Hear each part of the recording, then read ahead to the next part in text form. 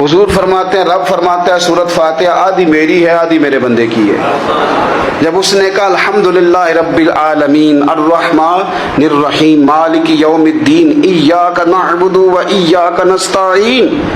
جب یہاں تک وہ لفظ کہتا ہے تو یہ حصہ میرا تھا۔ اس نے اپنے رب کی تعریف کی، اور جب کہا نا اس نے اہدنا الصراط المستقیم، اب بندے نے التجائیں شروع کر دی۔ اس نے کہا کہ مالک بھی تو ہے، رحمان بھی تو ہے، رحیم بھی تو ہے، عبادت بھی تیری کرتے ہیں تو مدد بھی تو تجھی سے مانگنی ہے نا۔ اب مہربانی فرمانا اہدنا الصراط المستقیم، ہمیں سیدھا راستہ دکھا دے، صراط الذین انعمت علیہم، ان لوگوں کا رستہ دکھانا جن پر تو نے انعام کیا ہے، غیر المغضوب علیہم ولا الضالین، ان کے رستے پہ نہ چلانا جن پر تیرا غضب ہوا،